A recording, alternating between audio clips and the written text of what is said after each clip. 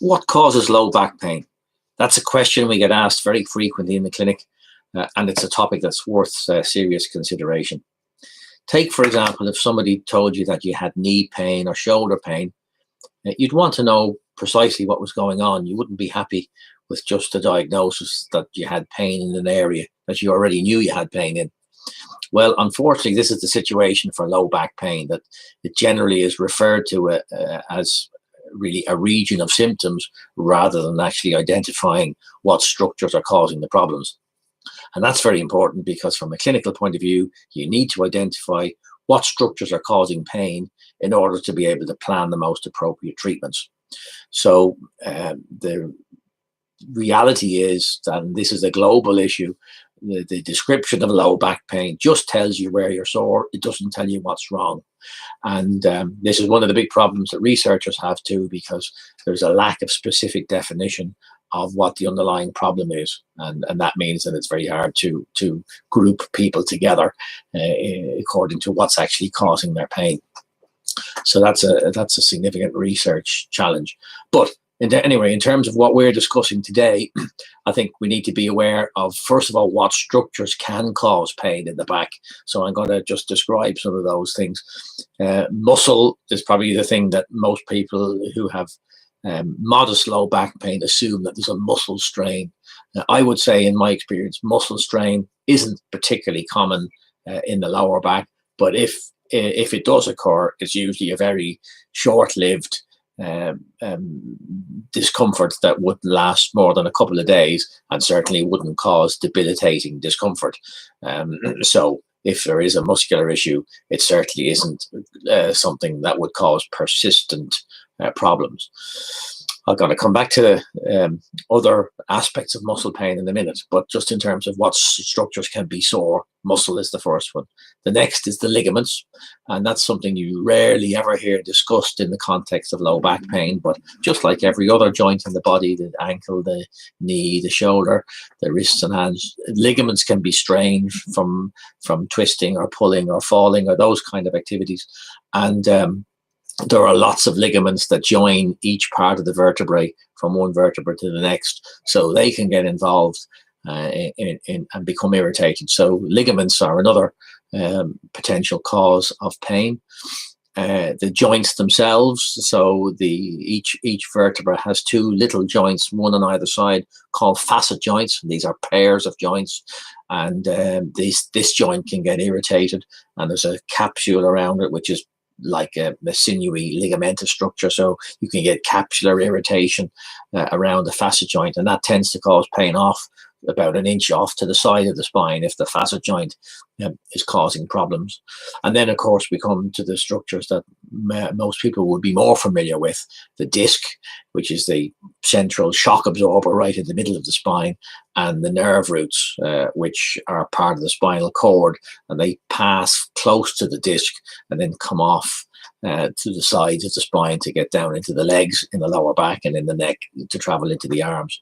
So most people, when they think about low back pain, either trivialize it as something simple like a bit of a muscle strain, but as I say, that won't last particularly long if it is just a muscle strain.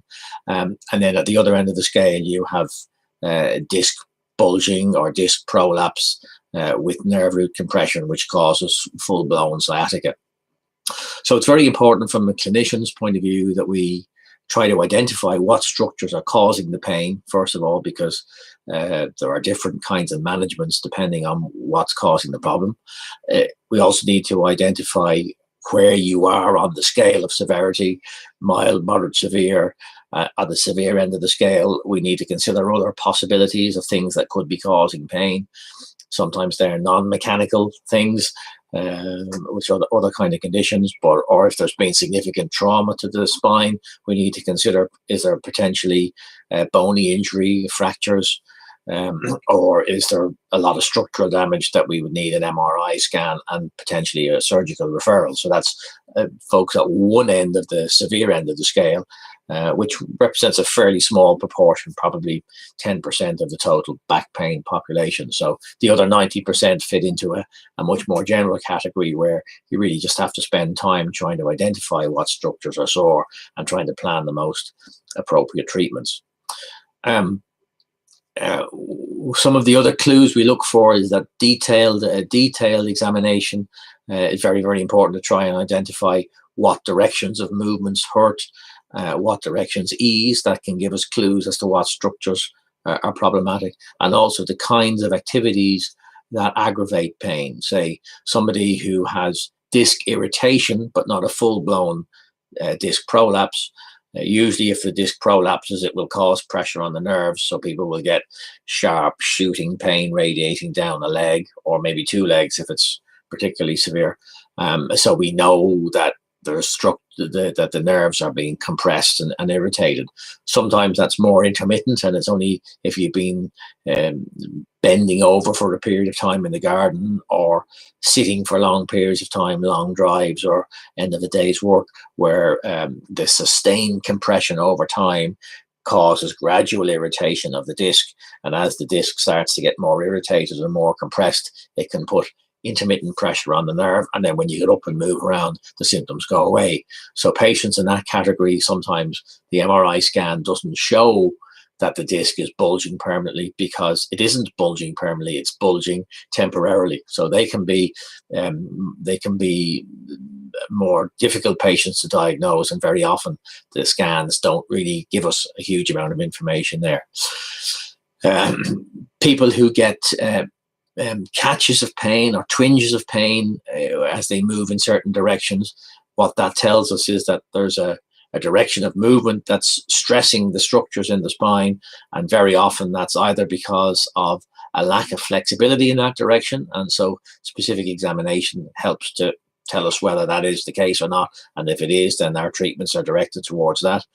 The other issue, and I mentioned it at the start with regard to muscle, is sometimes if the muscle control of the spine is not functioning well, then it means when you get into certain positions or you move certain ways, if the muscle control isn't supporting the spine, then it's much easier for it to get strained and irritated.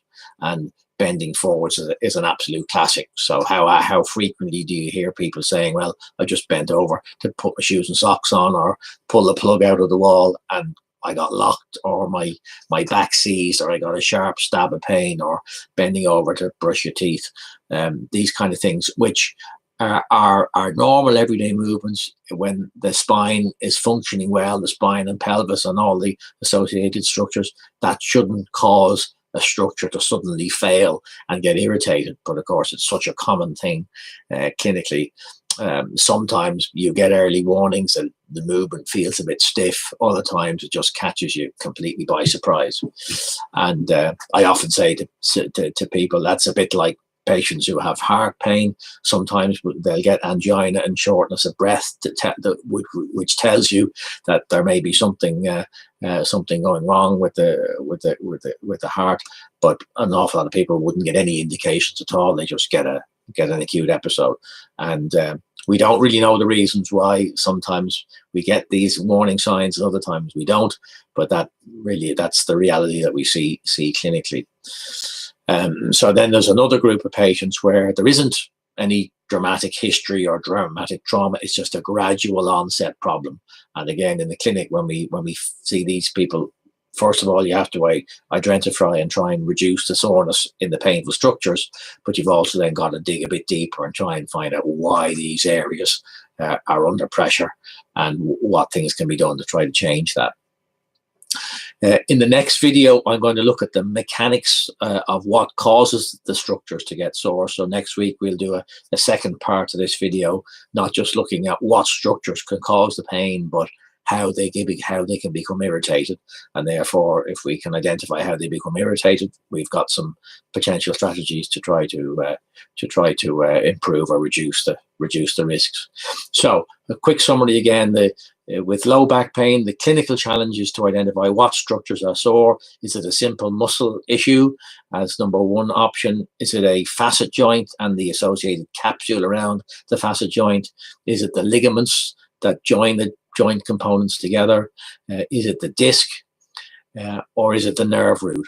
And it's all there, the primary pain sensitive structures in the spine there. So that's what we try to identify clinically, and then to identify what's the severity of damage, which then determines whether different kinds of treatment or onward referral and imaging are required. So I'll see you again on the next video, where we talk about the mechanics of how these structures can get irritated. Bye for now.